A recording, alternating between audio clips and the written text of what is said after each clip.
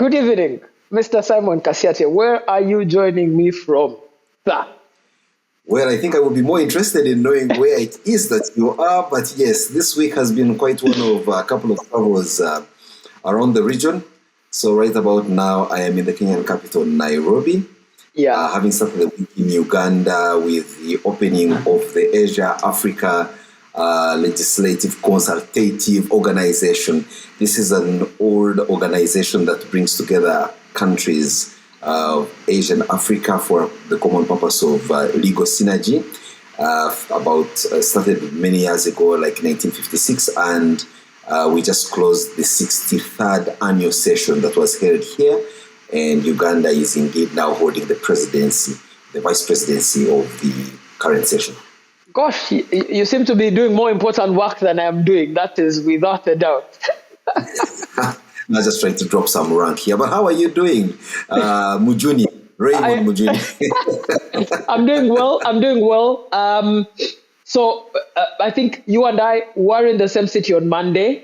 And of course, this episode is proudly sponsored by MultiChoice and their Showmax episode Show Now, which you can get for 11,400 using your Momo, and you'll have access to all their entertainment, including the FIFA World Cup. Or simply catching up with some Kampala cream, Showmax is where all your favorite entertainment is. Yes. On Tuesday, I flew out. I spent my Tuesday in Warsaw in Poland. Last night, out of no making of my own, I ended up in a bunker train with our good friend, Mr. Farid Zakaria. And I am now in Kyiv, in Ukraine. And I've got just under 4 the train back to Poland. So it's been a very difficult week. You're in a very volatile region. Just when you landed in Poland, I think we saw a strike coming in from the Russians into Poland, and now you are at the center of Russian attack, which is in Kyiv in Ukraine. What exactly are you doing? It would be very interesting for our listeners and followers to know what it is that Grab a Coffee is doing in some of these volatile places. I think the most volatile places we go to is the Kenyan capital, Nairobi, when there's Mandamano. No. So as you know, I'm also a fellow, and I do some work with a couple of think tanks. There is a meeting of majorly EU and Democrat-facing countries trying to discuss what is the future of the Ukrainian war and how does the war end. Of course, as you might know, the United States has brokered some sort of a deal with Russia.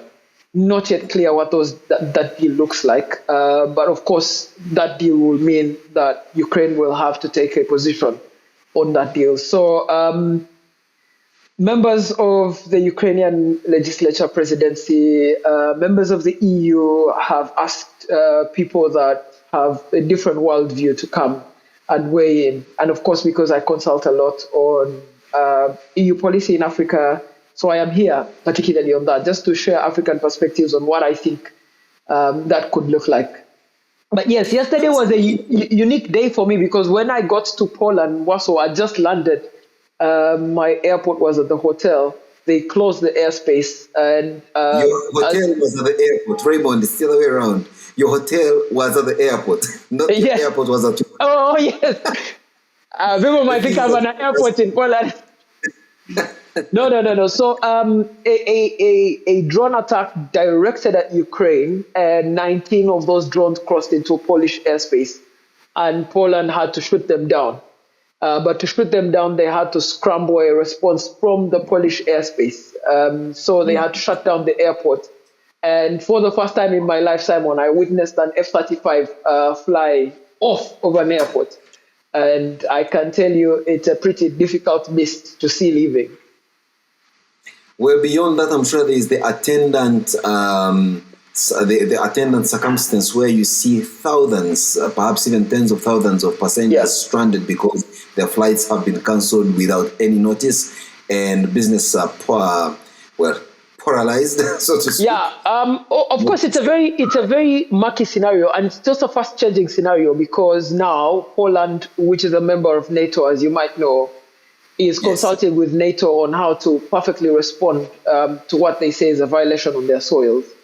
And of course, that's a fast-changing scenario, but the airport has been reopened, so people are still able to fly out. And I think I'll be able to fly out before any kind of a response happens. But it's a volatile scenario, it's a volatile place.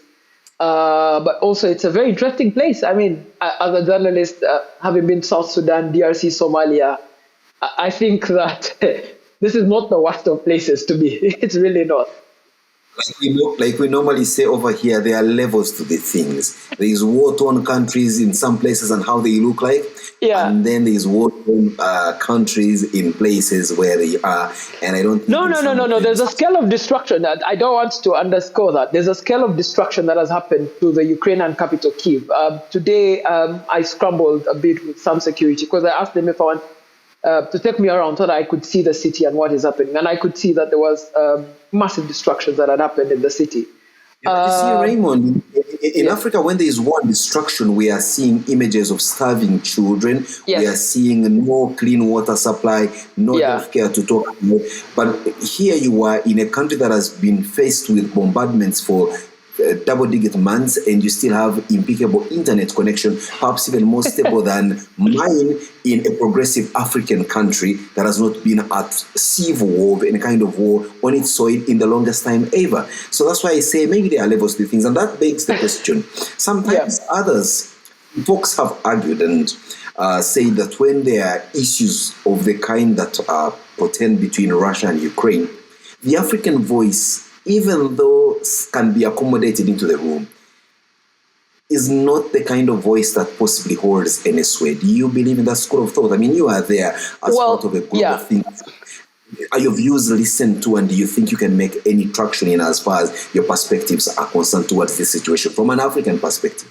So, I mean, that's interesting because partly I don't think that I'm here in a capacity of representing Africa. So that's, I think, a different thing. I'm here to help people understand the impact that a decision would have on policymakers in Africa. But what I would also say is that, and I've been telling people this, that Africa has been a recipient of a global order. But all of a sudden now, Africa must play its part in that global order. So, for example, Ukraine has been looking for African allies. You know, in the last time that a vote was conducted, 30 African countries massively backed Ukraine to say there should be a condemnation of Russia for attacking Ukraine. So 30 African countries are massive. It's a massive overhaul. True. Just in context, when you ask African countries to vote on Sudan, you can hardly get 25 of them.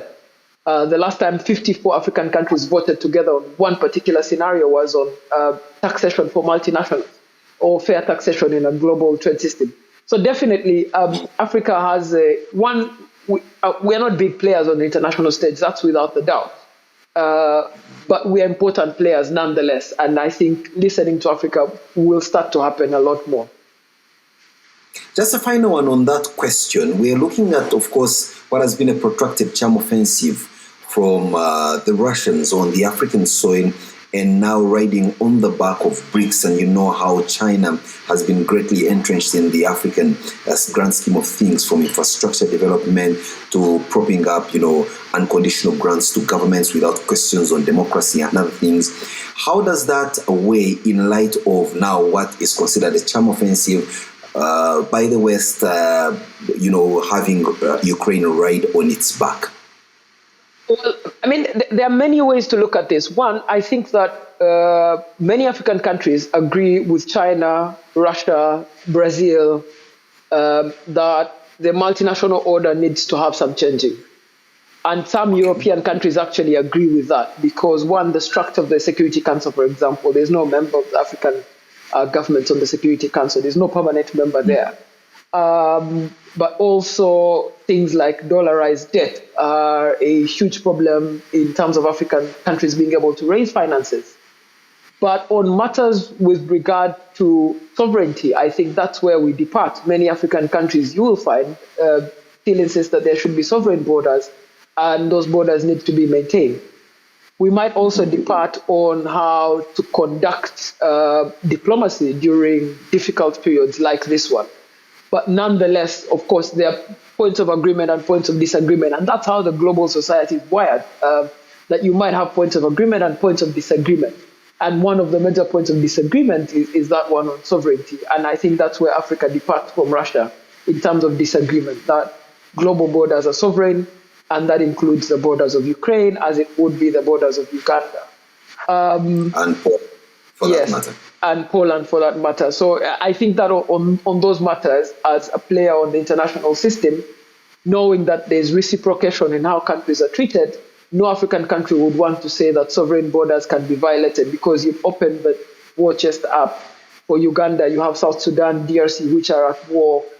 You have the ADF in the DRC. You don't want to have a foreign policy that says sovereign borders are something that can be played around with. So I guess that there are points of agreement and points of disagreement. Just that Africa also has traditionally taken an unaligned stance on conflict, so that we deter the conflict from getting more pronounced or even proceeding to a world war.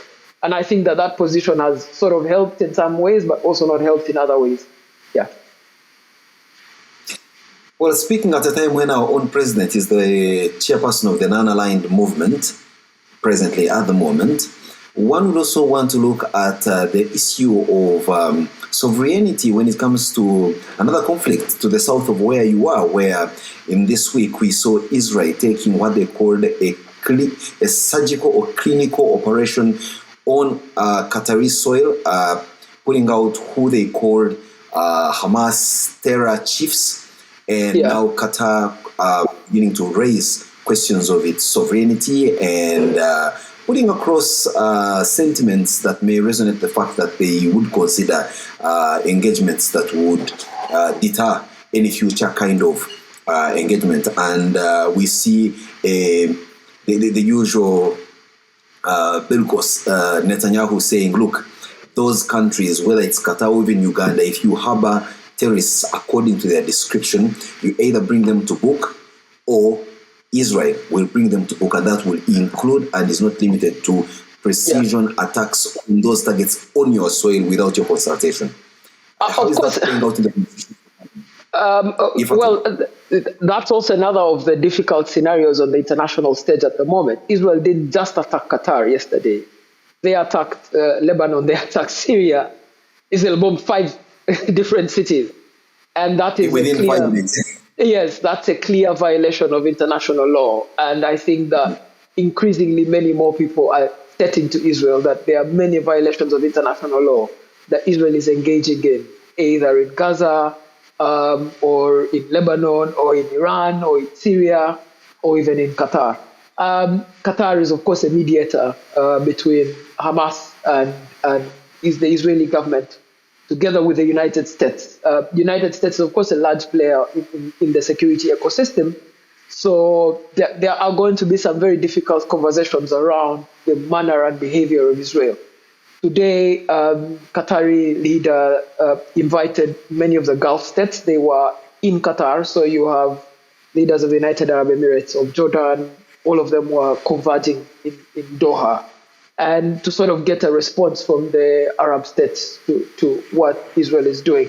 But it's a very dangerous escalation, of a dangerous escalation of hostilities, and also a dangerous escalation that could have consequences on a global stage. Well, the counter-argument from Israel is that we, the same world order, did not condemn the United States in the wake of September 11th, when they went out for Al-Qaeda terrorists that had their cells in Afghanistan. And long story short, they came and carried out a clinically surgical operation in Pakistan, killing Osama bin Laden when they did. Yeah. And rather than condemn them as we seem to condemn Israel today, we applauded them for going after the terrorists that attacked innocent civilians and destroyed the United States. Yeah, that's a very dependent measure, Simon, because countries at the United Nations, for example, countries voted at the United Nations on whether there should be action on Afghanistan after the attack on U.S. soil. And the US and the UK did not get the required votes to attack. And they decided to go about it bilaterally, of course, in clear violation of international law. And that violation of international law created the grounding for further violations. So now the reason the international system is a challenge is because many people are asking why are there some rules that apply to others and rules that don't apply to others. And I think that when you're the United States, you're a permanent member of the Security Council, you're a big guarantor of the security system, but also a big player in the international ecosystem, then those questions dock at your step. But also now the United States is a different actor on the international stage. They have a new leader who is not shy about the military abilities of the United States, not shy about saying that he will move outside of international law as and when he wishes. And that creates a difficult scenario for the world, because then the world gets into a very unpredictable stage. And many African countries have had an African position on this matter, that the international law must be respected. We've had this position on Libya, we've had this position on Afghanistan, and we've had this position also on Ukraine. I don't think our listeners need reminding that Africa put together an African mission to try and go and resolve the Ukrainian and the Russian invasion of Ukraine. And that's, of course, out there. But also, like I said, countries sometimes relate depending on their very unique scenarios.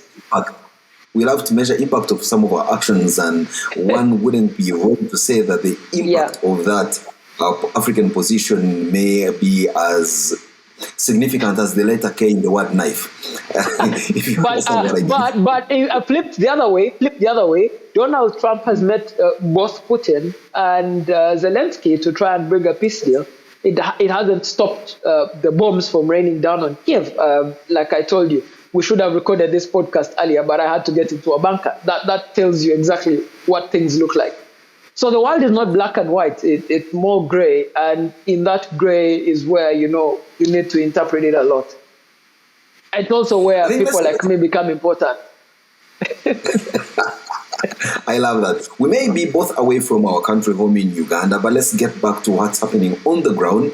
And that's what I can say without, with a lot of glee, is that we have His Royal Highness, the Prince Rahim Al Hussein, the Aga Khan, country to launch a huge infrastructure project in medicine and education.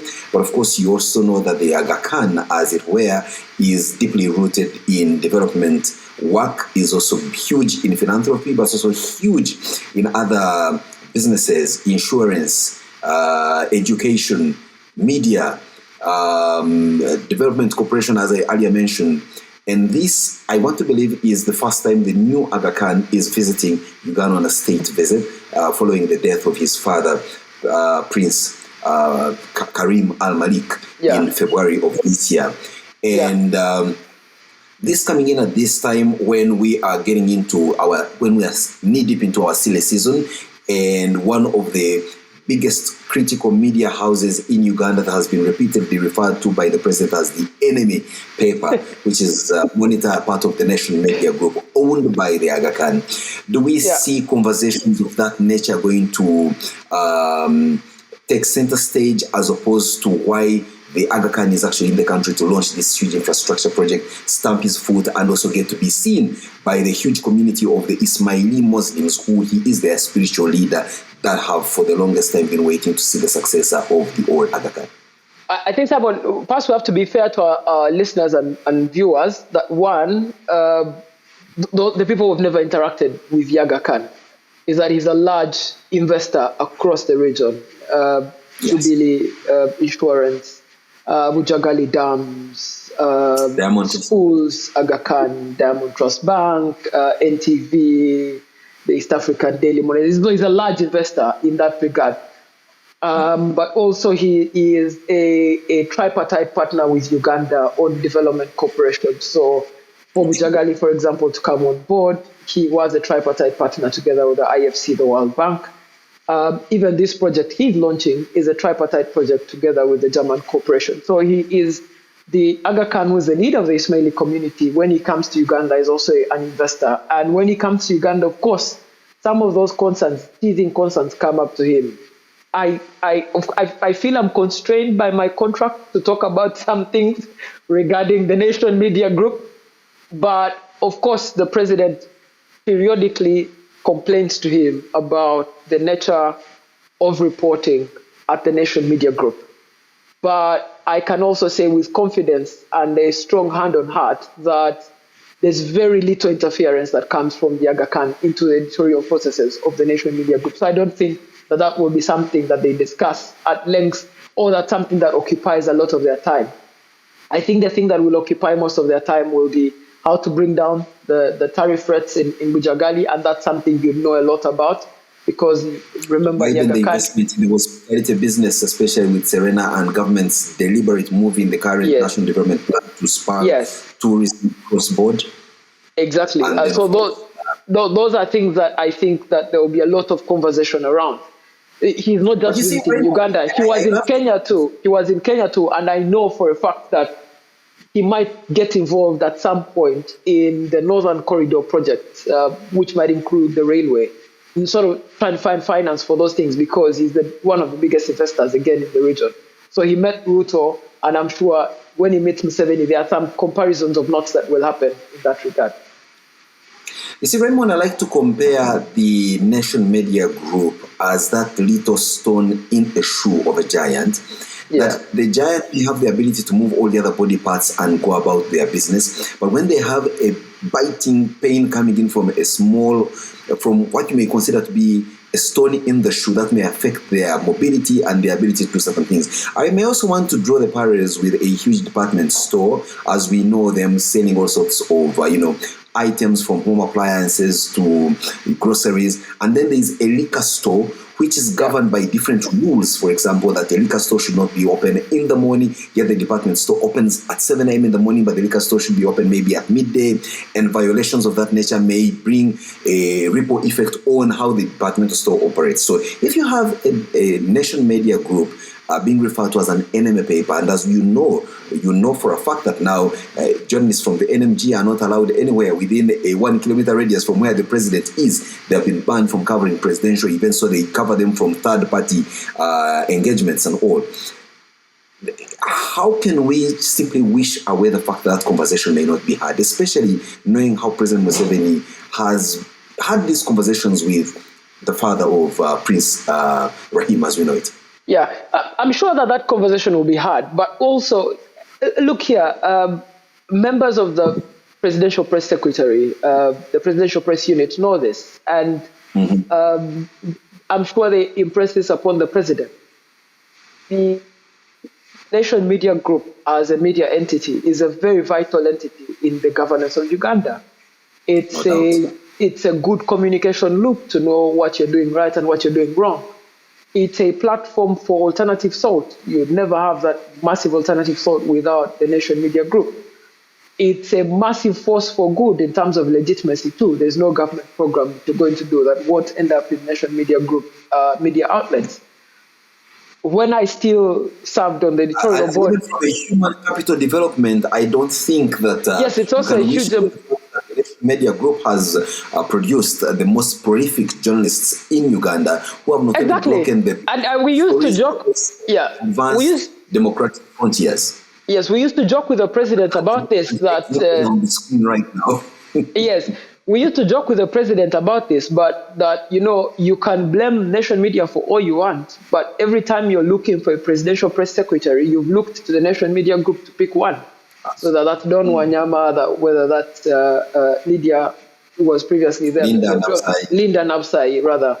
All of those are Nation Media products. And I think that we need to get our democracy to a healthy point where we accept that, a functional, traditional newspaper and TV are required for democracy to succeed. Government has pumped massive amounts of money in UBC, and I think UBC is doing the due bidding of government.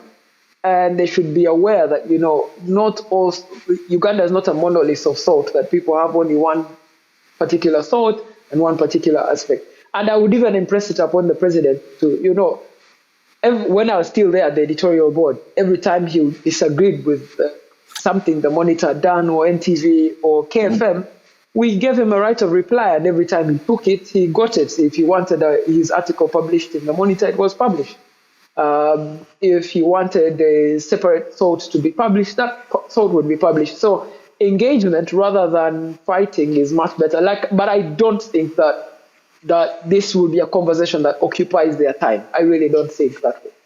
Yeah, well, I agree with you to a large extent, considering the fact that, of course, Prince Rahim's leadership style seems, from what I have read and heard from different circles, that he's looking at, merging tradition with modernity. And so he's looking at aspects of, say, youth empowerment, on how to focus on empowering young people and promoting digital transformation. He's looking at social innovation, emphasizing modern solutions while respecting tradition.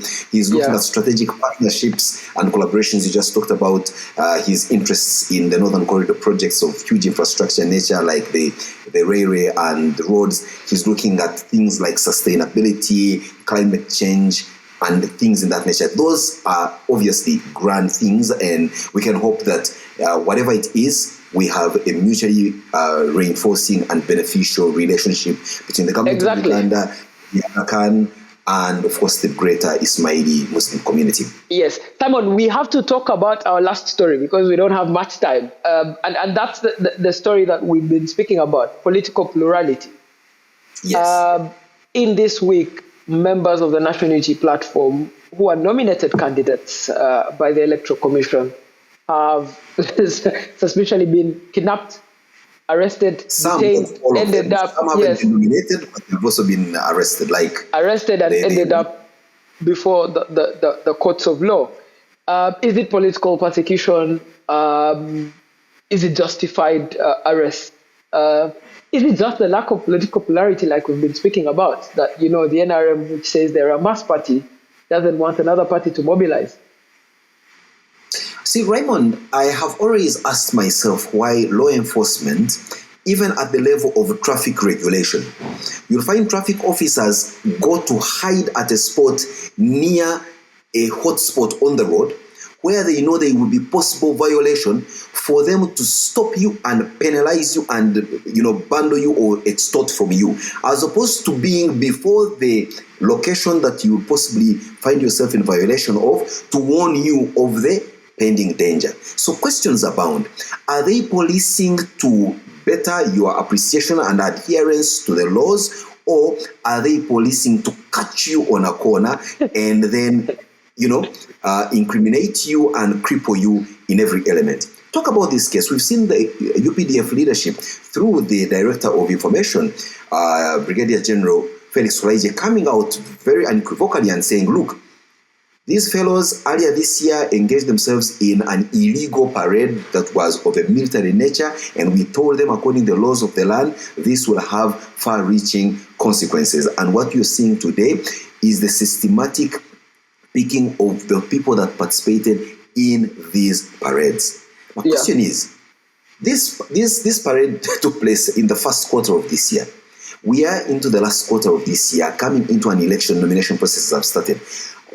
The timing of picking them up now reeks of malice aforethought, reeks of political distortions of what should otherwise be seen as a free and fair process. But also one asks themselves, what exactly is the law that they broke? Because we know that, for example, schools hold parades of patriotic clubs and in fact wear uniforms akin to the army.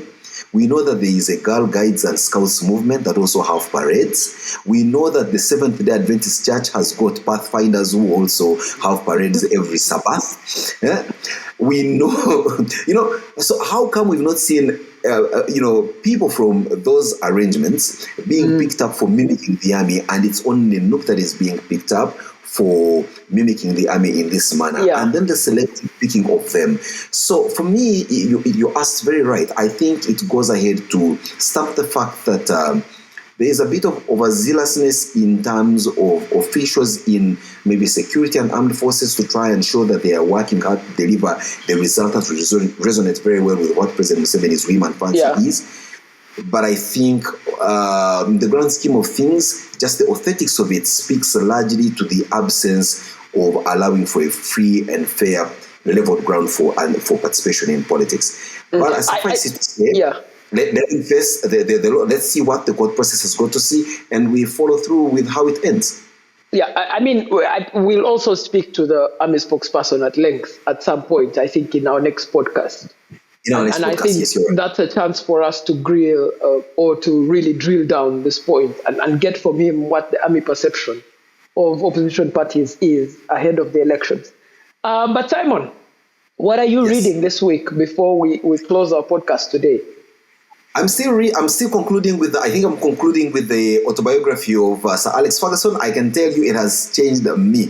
I'm not like you who reads 4 books a month. I do by 1 a month. So that autobiography of Sir Alex Ferguson is one of those things. I'm now way into the last quarter of the book, and I can tell you, what a man, what a character, what an impeccable legacy he has had on the especially English Premier League, which of course resonates across the whole world as the number 1 sport in terms of entertainment and viewership. I look forward. I really look forward. I'm reading a book, Growth by Daniel Susskind. And like I told you, I need to just brag a little bit. Yesterday, I spent my entire evening, 6 hours with Mr. Farid Zakaria, such an intellectual. A bound intellectual. He's written. And you didn't invite him to come and grab a coffee with us today. Come on, Raymond. I mean, we can always share some of these resources. I have invited 2 important guests to this podcast, and I will let you know once they say yes. We might even film during this period, but the nature and timing is really hard. So I'll let you know how that goes. But so I was reading Growth, which is about the economics of growth, how governments started fascinating themselves around this idea of economic growth. But now I am going to be reading Farid Zakaria's book next, Illiberal Democracies, How Democracy Fails Around the World. So I promise him I'll read it and get back. Get my hands on. If you can get me a copy and have him personally autograph it, I'll be more than happy. I look forward to delivering your copy. Let me find one that's not written in Ukrainian or in Polish so that they can sign it. And then I'll have it back to you in time. But yes, so this podcast is, of course, proudly sponsored by MultiChoice and supported. Yes, Showmax now. Yes, and I hope that you're watching MultiChoice wherever you are. I hope you're getting all these your news updates off of MultiChoice. I look forward, of course, to discussing with you later in the week when I get back what we have next. I don't think we should talk about the next podcast, but we're really going to do a very good podcast on the next episode. We can only say that it will be centered around matters of governance because we will be recording it on the International Day of Democracy, and that will give us the impetus on which to stand and have deep diving conversations around our democracy, no less at a time like now when we're getting into our election in the first months of next year. All right. Is it also kind of limiting, Raymond, if we just do mention the fact that there is an application before the Uganda Communications Commission for a change or for a merger definition of MultiChoice by the Canal Group, meaning that we are hoping that when this is given a green light, our relationship with MultiChoice does continue with the new dispensation, and possibly you can have conversations around increasing our relationship in terms of the weight of the kitty. I know that you've slipped that in, but I will let it go. But thank you so much for this. I need to dash, and I will see you next week in the city of Kampala, sir. I hope that you will be in Kampala too. I certainly will be. I can't afford to miss joining you for this epic recording on international democracy. And if a protest happens in Nairobi, I will confirm my theory that every time you're in Nairobi, you're there to organize protests. Well, let's wait and see. When the time will tell. But for our viewers and listeners that catch us wherever it is that you catch our podcast, we are always eternally grateful, and we are appreciative when you send through your feedback through our various socials on whatever platform is easiest for you to reach to us. Grab a coffee. That helps us to improve and make it better for you and more customized to meet your needs in terms of brewing some insightful conversations around the things that matter to you. All right. So yes, Raymond. Yeah. Like, follow, subscribe, share our podcast from wherever you get your podcasts from. Now we can brag about that. We are everywhere you get your podcasts from. We hope that your return from Poland and Ukraine will bring us at least a 3-digit number of subscribers, especially those that are English speaking. But we can also tell them that we are looking at ways around an automatic translation app that will be fixed in so that our speech in our native English can be translated to their native Polish and Ukrainian respectively. I look forward to that.